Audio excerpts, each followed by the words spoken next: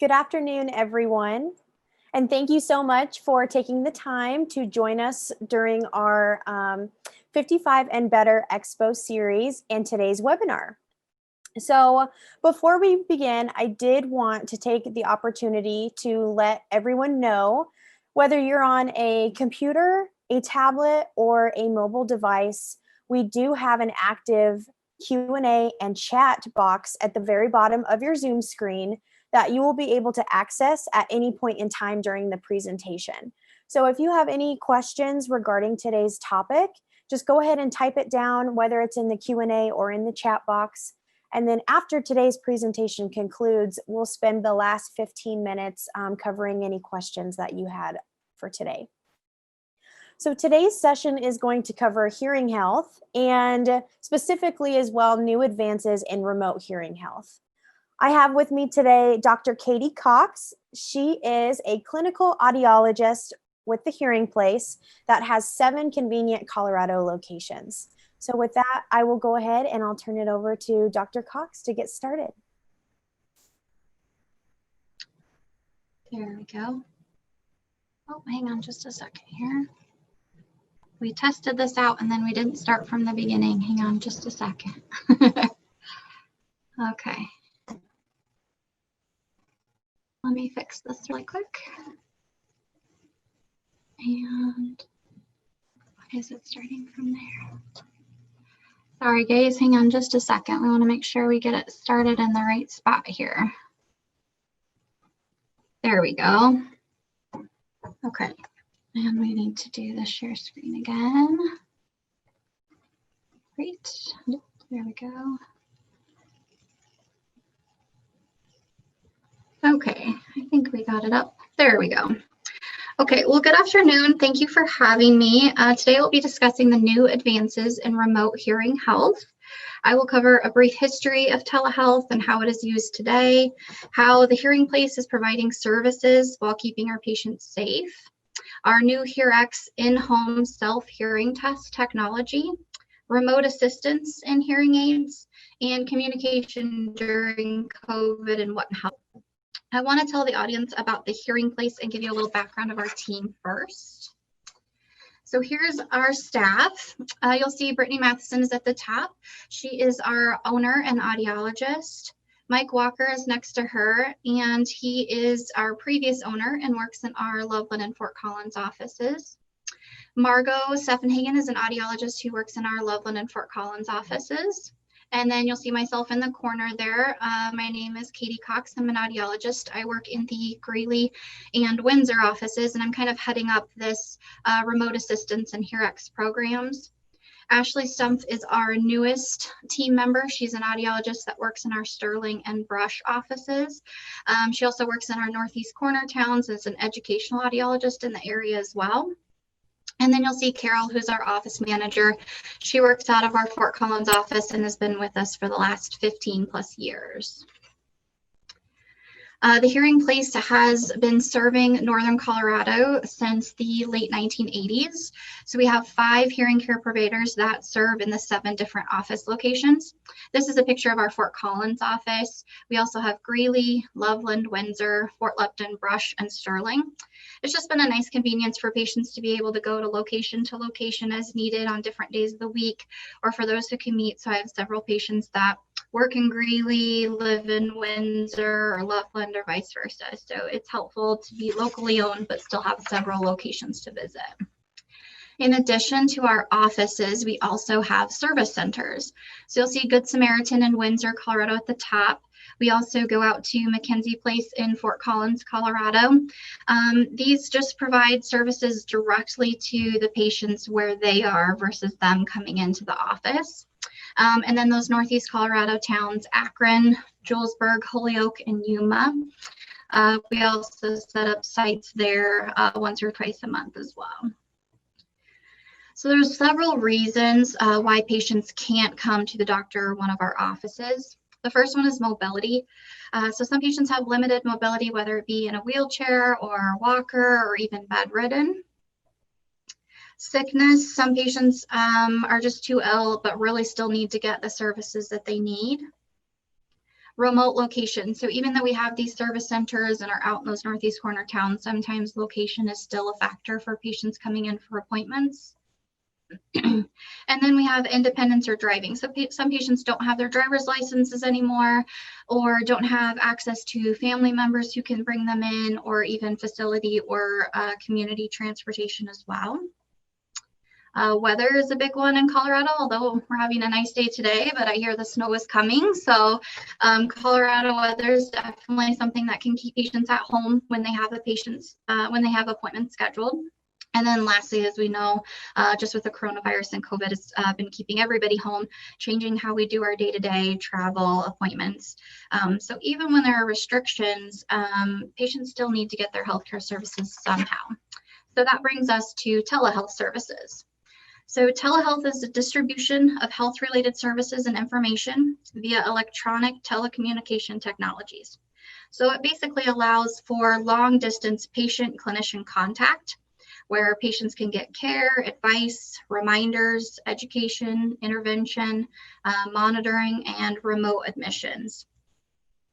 Patients are getting health needs met via technology. Although advancing technology has made this increasingly popular, this isn't the first era that we have had telehealth.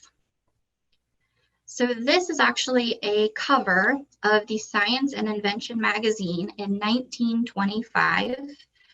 A doctor was diagnosing a patient by radio, but he had envisioned a device that would allow for video examination of a patient over distance. So even as far back as the 1920s, doctors were thinking that far ahead.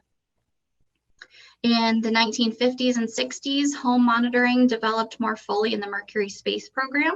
So NASA was getting medical stats from astronauts in space, like their heart rate and pulse and oxygen.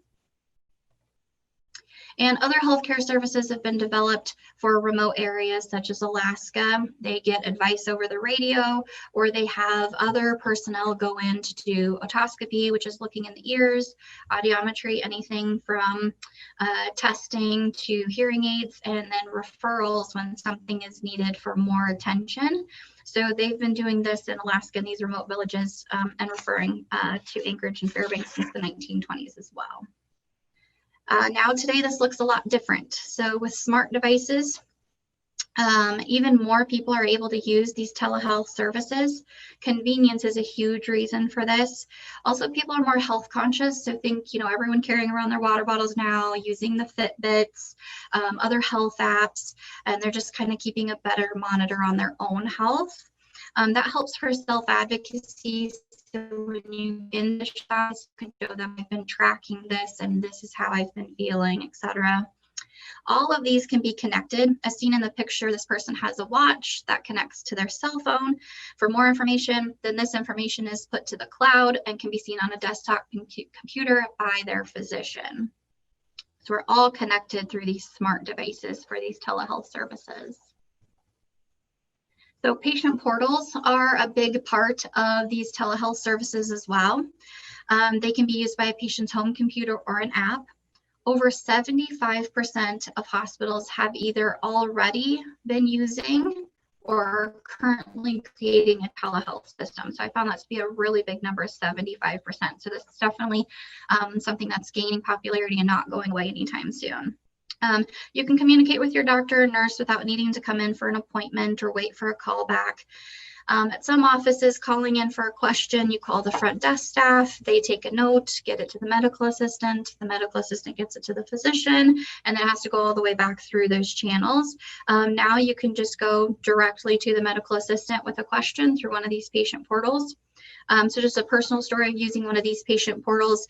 I recently had twins, so a lot of things come up with multiples and pregnancy. Is this normal? What advice do you have? When should I come in for an appointment? All of these questions I was able to ask directly to the medical assistant through a portal. Other patients can use these for prescription refills just by quickly opening their app and sending a message. You can review test results and summaries of previous visits. This gives patients a way to look at all of their medical history with a physician, and even schedule appointments and request appointment reminders as well. Also remote monitoring. So again, with those smart devices, cardiologists can use this for heart rates or pacemakers, how often they have to be engaged. All these stats can be monitored by a physician, and then they can intervene as needed or talk to the patient. Pulmonologists, patients on oxygen, blood pressure cuffs, especially for patients who have diabetes, who are checking, numbers sometimes twice a day. All of this can be monitored and then sent right to their physician so that if anything needs to happen from there, it can. Virtual appointments. So this is something that is a live two-way audio and visual communication. If you can think of all the ways that this can be used, especially during these COVID times when we had to stay at home, counseling or psychology, that's a still way for them to receive services without leaving their homes. Even prisons or dermatology follow-ups. So even if that first visit has to be at the hospital or at your physician's office, your follow-up can still happen at home. We did this again with my twins. So the pediatrician could see them feeding and growing and doing well without having to come into the office during this time. So it's made for convenience, but also during those safer at home times as well. So telehealth has been used a fair amount before 2020, but even more so now given the circumstances that everyone is in currently. So here you could see Back to the Future. He says, whatever happens, don't ever go to 2020. I think we can all agree that we're ready for a new year. So here I'm going to play a quick video for you that can kind of help explain how telehealth is being used during the COVID-19 epidemic. This is from the United States Surgeon General. The COVID-19 pandemic is altering almost all aspects of American life. During this emergency, we've seen a dramatic rise in the use of telehealth. Hi, I'm United States Surgeon General Dr. Jerome Adams, and here are 5 things to know about telehealth services. First, telehealth visits are safe. Virtual appointments lower the risk of spreading the virus among both the general population and healthcare teams.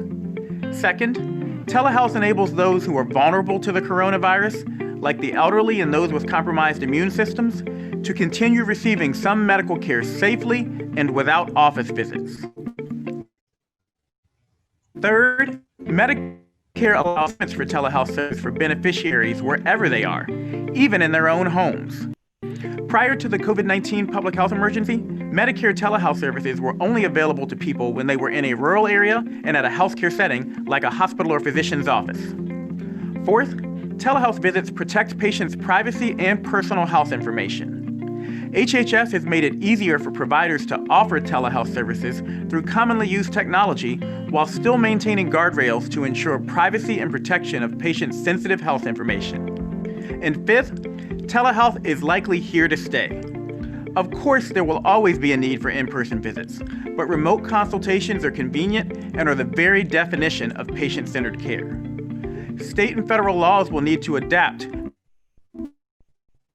post-COVID to ensure the continued smooth delivery of telehealth for both patients and healthcare providers. To learn more about how telehealth services can facilitate safe and convenient care, clinicians and patients should go to telehealth.hhs.gov. Produced by the U.S. Okay. Department of Health. Along with these telehealth services is how they're doing that. So through patient portals on websites, or more popular, through apps on cell phones. So there's an app for everything, right? So this epidemic has changed all of our worlds, including how we do everything from day to day and how we use our smart devices. So you'll notice in the left-hand corner that social media and food delivery services apps grew in popularity, which makes sense. Restaurants were closed, but we were still getting, delivery from our favorite places. And then social media increased as well, possibly just with extra time that people had, but also to reach out to others. The video chat, which some people had never used, now is very popular for friends and family to stay connected, but also for businesses to conduct meetings and trainings, which we'll talk a little bit more towards the end. Online shopping and Netflix downloads certainly had more people using their apps. I think we can all relate to that too during this COVID time. The healthcare app had an explosion in popularity. as shown on the top right-hand corner of this graphic. So downloads increased and the active users increased. Even with certain types of limitations and restrictions, people still had to have access to medical treatment, and they were doing this with the help of apps. So at the Hearing Place, our motto has always been better hearing, better life. Our number one priority currently is keeping our staff, patients, and our community safe and healthy. So some people might be a little bit more familiar with this than others. These are kind of the levels of safety with the COVID concerns. So we'll kind of talk about them a little bit in backwards. This kind of stay at home was the severe, everyone kind of think back to like the end of March or April for most of Colorado. It was just grocery stores and necessary activities. Everyone else was required to stay home.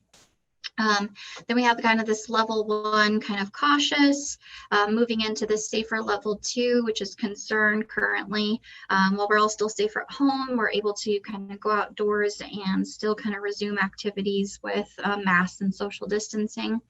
I heard recently that Denver was going to be moving to that level 3, that higher risk. And so we'll kind of see how that turns out as well for them, kind of keep an eye on that. I think we're all trying to move to this kind of careful, just protect our neighbors, kind of back to normal or the new normal life as soon as we can, while still being safe as well. So how is the Hearing Place doing that? So to ensure safety, we're still offering our in-office appointments, but we still want to make sure everyone is safe. So you can see Margot in the picture. We're wearing masks and requiring all of our patients to wear masks in the office. Margot has one of those clear window masks, and that allows us for better communication, especially when we're cleaning someone's hearing aids. We've got their ears in our hands. It allows for better communication and just easier for everyone in general when they've got that visual cue. We're also wiping all the surfaces, counters, computers, chairs, doorknobs down in the office after each patient. Taking the temperatures of each patient and our staff every day and logging them in case we need to go back. And then also spreading out appointments as well. So trying not to have a full group of patients all in the waiting room together, kind of spreading them out as needed. So you still can come into one of our offices if you're comfortable with that. If you're not, then we do offer some low contact options. So this is a picture of our Windsor office here. And we've got these drop off and pick up boxes in the front. So patients, or even if they're not comfortable with that, family members can come in, they can pick up batteries, repaired hearing aids, they can drop off their hearing aids to be cleaned and come back and get them later. So it's very convenient, but it also offers that low contact option as well. So now we'll kind of go over some ways that the Hearing Place is offering that in-home telehealth option. So the first way that we're doing that is through our hearX home testing and through the Resound remote assist. So the first one that we'll go over is that hearX, which is mostly going to be for new patients, but can be used for annual screenings for our current patients as well. So how that hearX process is going to work. So a patient would call in to set up an appointment. The appointment would be blocked in our schedule, and the provider will drop off the hearX system right on their doorstep, or if they prefer to come in and do curbside in the office, either option is available. And we're really flexible. Anything that's going to make the patient feel more comfortable and how that works better for them, you know, we can certainly accommodate to that. So inside the briefcase, the patient will find an instruction card and headphones plugged into a tablet, all made to be very user-friendly for even for patients that don't feel comfortable with technology. So my mother-in-law, you know, came in and tried it out for us, and you know, she has an iPhone, but if anything happens to it, she's kind of dead in the water. So, and she was able to kind of go through this really easily. So anyone can do it, or, you know, a family member can help someone that's not quite as comfortable too. So once you get the headphones on, the testing begins after the patient has entered their demographic information, their name, phone number, etc. And then you're going to go into the hear test part of it. So you'll hear beeps of various volumes and pitch. You'll tap the button whenever you hear a beep, even if they're very quiet. And so it's just like raising your hand for the beeps when you're in the sound booth, or remember during you're testing at schools, except for you're just going to be tapping an icon on the tablet instead of raising your hand. Now the test will know if your surroundings are too loud and let you know. So at the beginning it says to find a quiet place. You don't want the TV on, or the dogs barking in the background or something like that. So the next part is the phase 2, which is hear digits. You'll hear 3 numbers spoken among background noise. Tap in the 3 numbers that you heard or give it your best guess and select the OK. So you'll have a kind of a pad that looks similar to if you were dialing a phone number. You'll have some background chatter, and then you'll hear a number 962, and you'll just type those numbers in, and then you'll get another set and another set until that part is completed. Now the next phase is phase 3, which is hear risk. All this is just having patients read through questions and answer accordingly to detect the risk of ear-related illnesses. You'll see on the screen, this one talks about tinnitus and whether or not you have that ringing or roaring or buzzing sounds in your ear, yes or no, and then explain a little bit. So then once you've completed it, you'll get a simple report right on the tablet that kind of shows you immediately how well your ears did. So you'll see on this one, the person looks like a moderate hearing loss. The left ear looks like a little bit worse than the right, but you'll get it right on the tablet. At the same time, your audiologist is going to get the full detailed report of all of the testing results. So just like as if you were in the office, they're going to get that entire audiogram, all of your questions, all of the demographic information. So once you've completed it, you'll just call your hearing care provider. They'll either come back and pick up the briefcase from your doorstep or come out to the curbside of the office. And then they will call you with all of those test results, review everything with you, go over any recommendations that they might have based on your results, and kind of create a plan of where we need to go from there. So hearX is a reliable testing solution for patients who need or want those telehealth hearing care services. We're very happy to be able to have such a system to be able to take care of all of our patients regardless of their needs or comfort levels. So we can accommodate for that care even after the recommendation is made with the testing results. So if a patient is a candidate for hearing aids, the provider can recommend a specific set of hearing aids, and then the fitting and follow-ups can also occur in that similar low contact manner if needed. So currently most hearing aids have Bluetooth compatibility. Users can stream calls or media, videos like music or audiobooks right to their hearing aids wirelessly. Used to have kind of these neck loop systems, mostly done with all that. Everything is done wirelessly right from the phone to the hearing aids now. Bluetooth also allows these patients to make changes to their hearing aids in real time through a user-friendly app. This includes changing programs to restaurant or outdoor, increasing or decreasing volume.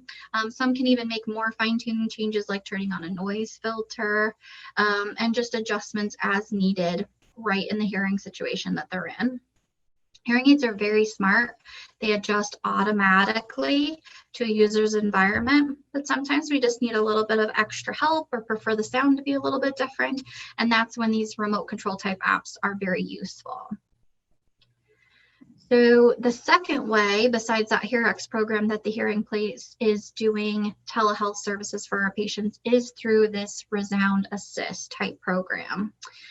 They're using that Bluetooth technology that's already built into the hearing aids. So patients can use their Bluetooth to make small adjustments on their own, but sometimes we need more adjustments or we need help and we need fine tuning done right from our provider. So this is how we can do that. Current hearing aid users use their Bluetooth in their cell phone. They go to their app for their hearing aids. And in this case, the Resound Smart 3D app. For example, if a patient is noticing that they're consistently turning down their hearing aids every day, -2, -2, -2 every morning, they are going to call their provider and let them know that that is a permanent change that they would like. If they want to call and come in for an appointment, great. If not, we have this Resound Assist technology. So they're going to go into their app, and they're going to request that this change be made. The audiologist gets an alert, is able to make the changes in the programming software. They get sent back to the patient. The patient downloads them right into the hearing aids.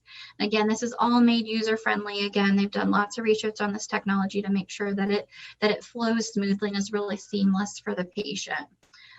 Useful for things like vacations. If you're out and about, you're just really busy, can't come in. But then also, again, like instances where we've got these safer at home restrictions, that's some way that we can adjust the hearing aids and download them right, the settings right in. This patient screen on the app would look something like this. They're asked questions to help provide adjustments they're looking for so that the audiologist can fine tune it to the hearing aids to their liking, and the patient can also add comments as well. Going a step further is Resound Remote Assist Live. This makes it even more personal. So not only you're requesting an adjustment, but it can be done in real time with your provider on the screen with you, just as if you were in the office in person. So here's a quick video with this Resound Remote Assist Live, explained very simply, and I'll read through this as it goes.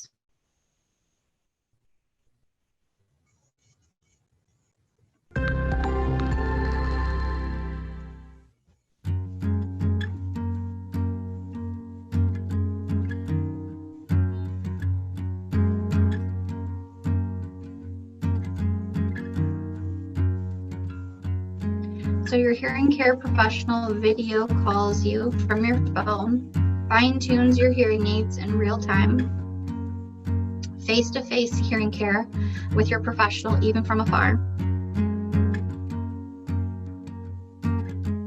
The hearing care professional initiates the call from the office at an agreed time with you. You simply accept the call. Your hearing care professional makes real-time fine-tuning adjustments to your hearing aids according to your needs. Your hearing aids are fine-tuned from the comfort of your home. And it's as simple as that.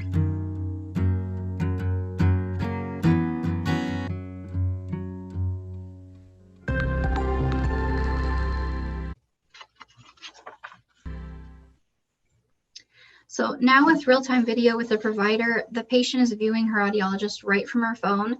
They can explain complaints or ask questions without having to type a lot into the app. The video part of this can really help us as audiologists as well. So if the hearing aids aren't fitting correctly in the ear, we can really take a look at that and make our best recommendations for what needs to happen next. The provider can see the patient from the office desktop computer and have the hearing aid settings visible to make the changes. And then right away, that patient hears the changes and can let them know if that's better or if more adjustments need to be made. So other hearing aid manufacturers have remote assist too. The Hearing Place works with several different companies of hearing aids, not just Resound, depending on each patient's needs, hearing loss, hearing lifestyle preferences, etc. Remote services are offered for new patients, but also existing patients that have this technology built into their hearing aids, even if you haven't used it before. So just call the Hearing Place to see if your current set has remote hearing technology, or if you're interested in this or have questions for you or a loved one. So kind of swinging back and remembering these different levels of safety on our communities right now, and that every patient has a different level of comfort with it all. The Hearing Place can still provide services to each patient regardless of what they need. Lastly, I want to ensure that everyone knows just how important communication is right now. You use your ears all day, every day, and there's so many sounds that connect us to family and friends, other loved ones, and even our pets. And right now it can be really isolating and lonely for a lot of people. So when we're used to getting out and socializing with friends and family and groups, right now, for example, everyone kind of has some experience, but different senior living centers have all sorts of different rules or regulations. No visitors, no restrictions, just masks, no groups, groups with social distancing. So some of these groups are getting together and other people are still, kind of in the thick of it with not having any of that social contact. So every place and every person is different.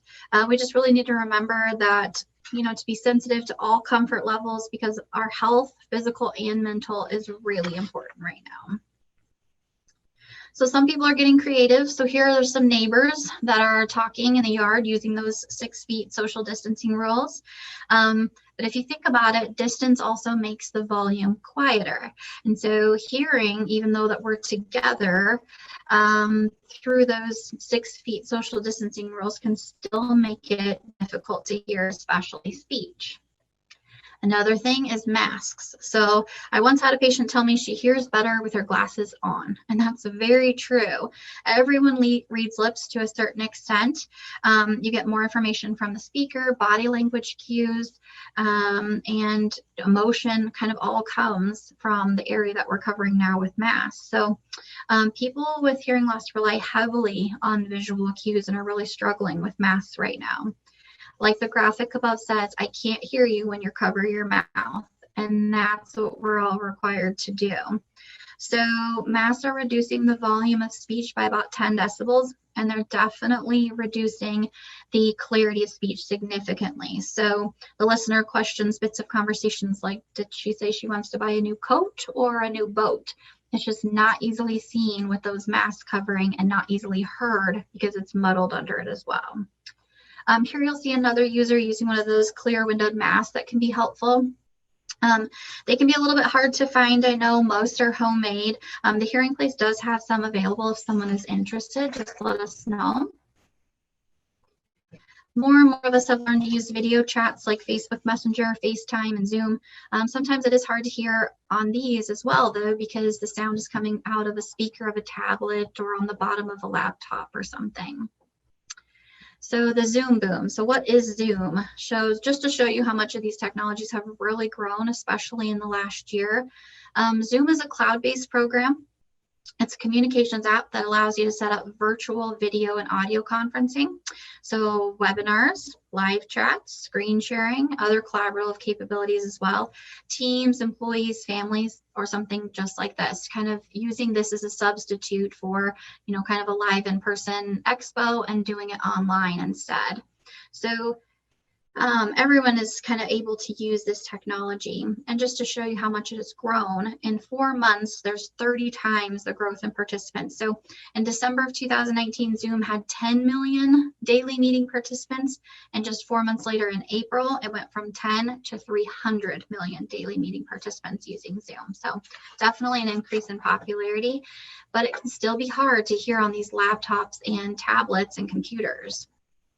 So that's where hearing aids can help. So they can help with social distancing, mass communications through these online services. The hearing aids are set to your hearing loss. So the sounds that you're missing, you're now getting back from these hearing aids.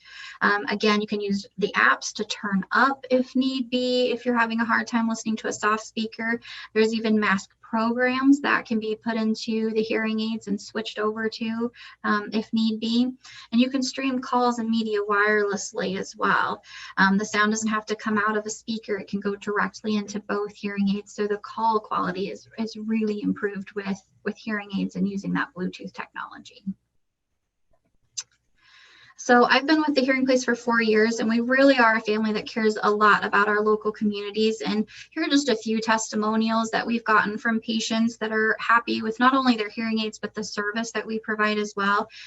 We really pride ourselves on staying up to date. We're happy to have this new technology to share, but we're just still trying to provide, friendly local services to all of our patients, no matter kind of where they're at in this world right now, as crazy as it is. So I really appreciate all of you taking your time out to listen today. Hopefully you have some good takeaways from today's webinar. You're all welcome to call for an appointment for you or a loved one anytime. The number here on the screen is going to direct you right to our Fort Collins office. We'd be happy to hear from you. The Hearing Place looks forward to serving all of our patients in our office or through one of our telehealth services, including the hearX testing program or one of our remote services for hearing aids. And again, just thank you so much. We appreciate it. And I think that Lindsay can kind of direct us with any questions that have come up now. Awesome. Thank you, Dr. Cox. That was so beneficial. I know a lot of times that with the pandemic that's happened and, with so many options that are kind of coming from having to be remote, it can kind of get a little bit overwhelming. So thank you so much for sharing with us kind of what the Hearing Place has to offer. Absolutely. So a couple follow-up questions I wanted to just start with as far as the hearX testing. So you mentioned that, if the patient, is a little bit leery and they choose that they want to have, that briefcase delivered to them and picked up after they're finished, How far will your specific offices travel to deliver and pick those up? Do you have like a range that they can kind of plan on?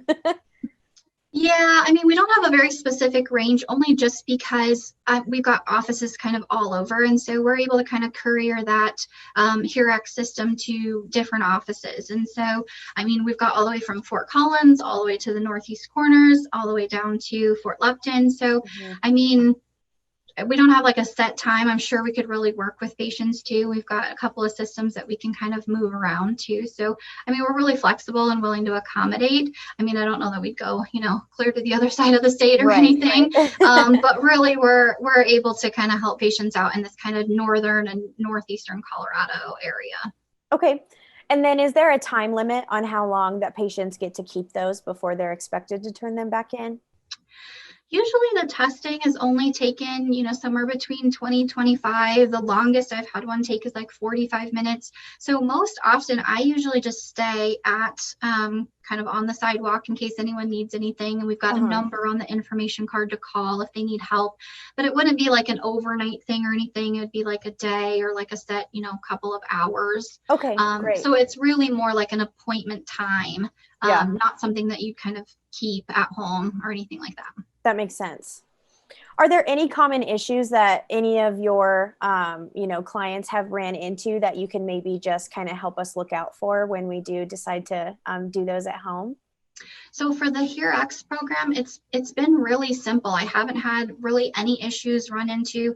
We've tried to make it even simpler. We have an information card that we've put in there. So, how to even turn everything on, how to even open the case with labels. Like we've tried to make it as seamless as possible. We already have the headphones plugged into the tablet. So everything's labeled right versus left ear. And even that's tested through the system. So we haven't had any, kind of big bumps in the road, kind of knock on wood. It's been going really, really well. Great. So then kind of moving over to that Resound assist. Am I saying that correctly? Resound? Yeah. So are the Bluetooth hearing aids normally, if you wanted to kind of upgrade or just start off with those Bluetooth specific ones, are those normally covered by any type of insurance, or is it more kind of an out-of-pocket cost that people can expect? So Bluetooth and hearing aids is something that is already in most hearing aids now. So even at the very lowest level of hearing aids, they still have some Bluetooth capabilities. The apps, especially with like the remote fine tuning, do get more advanced the higher the technology level of the hearing aid, because there's more features for you to be able to adjust and fine tune. But Bluetooth is already in hearing aids, regardless of whether or not really a patient uses it or not. So it doesn't really affect the pricing at all. So your insurance is really just something we go all the way back to just the decision of the purchase of hearing aids to begin with. And that just depends on each person, but we're happy to look into it for each patient. And Carol in our Fort Collins office does a great job of working with insurances as much as we can. Being a locally owned clinic, we do our absolute best, but Bluetooth really isn't a factor of what's covered or what's not covered by a hearing aid. Okay, great.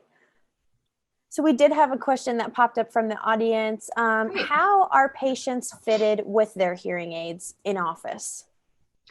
So in the office, like I said, we're requiring patients to wear masks. We're doing so, we're taking the temperatures. So when a patient first comes in for a consult or an evaluation, we take the case history, we do a hearing test, or if they had done the hearX test, that's fine as well. Once a recommendation is made for hearing aids, the patients would come in. And that's kind of my favorite part, is the first fit for patients. It's a lot of information, but it's really exciting to be able to kind of give that sound back to them. We teach them how to put them in, how to take them out, batteries or recharging, cleaning, make sure the sound is comfortable. So everything is set to that patient's hearing loss and then adjusted for their comfort level. And we really take an hour's worth of time in that fitting to make sure that the patient is really comfortable with all aspects. And then right away, we usually do a 1 or a 2 week follow-up on that. So if they have any questions or anything that comes up, and then at that point, if they're ready to add that Bluetooth factor to it too, we could do that as well. So what are some, I guess, first question, as kind of a follow-up, is there an adjustment period to wearing hearing aids? Is that Is it about 1 to 2 weeks, or is it a little bit longer since the follow-up? Yeah, so every hearing aid purchase comes with a 45-day trial period, no matter what. And it is a process to get used to hearing aids. So it's really important for a patient to kind of note that and have the expectation going in that it'll take a little bit of time. If you think about it, when you lose your hearing, it typically happens very gradually over time. When we put a hearing aid on, it's bringing it all back in an instant. And so it can be a little bit overwhelming. So sometimes we'll turn them down a little bit, let you get used to it, adjust, and then you come in, you say, okay, now I'm ready for more. So it is a little bit of process of kind of fine tuning it and getting it just right, and getting you comfortable. But once we've kind of worked you through, you know, those kind of 2-week adjustment appointments, maybe 1 or 2 of those, maybe then 1 month follow-up just to get you through that trial period. And then you're really good to go for like 4 months before you need to come back and see us for any kind of cleanings and checks on the hearing aids. So follow up from the audience as well. So how much does the Bluetooth feature increase the cost of hearing aids? But I know you just kind of touched on that a little bit. Yeah, so no change in cost at all. It's already built into almost all hearing aids, even at a low level device, all the way up through the premium is going to have Bluetooth built in and no change on the cost. Great. So as far as your jumping back to telehealth, I wanted to just ask a couple questions on yours specifically at the hearing place. Sure. So is there an app that like tablets and mobile devices need to have before they're able to chat, you know, over a certain kind of like platform? Or is it more just, hey, we send you a link and then you can, you know, click that to join us, that kind of thing? Yeah, if it's a new patient, it's just going to be more of a like kind of a link thing, schedule an appointment time for us to kind of meet and do kind of this kind of Zoom call type of thing. If it's going through the hearing aids for like an adjustment, that's already built into those hearing aid manufacturer apps to be able to go in and call your provider or for them to call you at a certain time and connect with them that way. Okay, great. So what are some things that you recommend to somebody for if they are interested in remote health, but they're not used to technology on a frequent basis? I mean, is there anything that you really kind of can recommend for them to get started? What people have found that they enjoy and they're kind of like, you know, in their transitions? Yeah, so it kind of just depends on the person, and you can never really know how comfortable a patient is. So even with a, you know, new hearing aids, I kind of ask patients, well, what do you do on your phone now? Are you just texting and calling, or can you get through Facebook pretty easy? And that's kind of Facebook is kind of an easy one to know, because then they can kind of click in and out and comment and different things. So that one kind of helps to know and is made kind of user friendly as well. So you can kind of gauge kind of what their comfort level is. Are they using the calendar? Are they using reminders? Do they know how to, you know, ask Siri a question or something like that? So it just kind of depends on the comfort level. So someone that has like none at all, no smartphone experiences, that's when maybe a family member would be good to have them come in and kind of help them work through that tablet. And it won't affect the testing at all. The patient will still have the headphones on. And it really is just to get them started, because once you have it figured out, it's just very, very easy to do. Great. And I know, I think it's kind of great as far as the pandemic goes a little bit, you know, with everybody that's already kind of making those transitions in other aspects of life, right? And so kind of maybe to also do this with, you know, their health and their hearing health, I think is a great opportunity. So.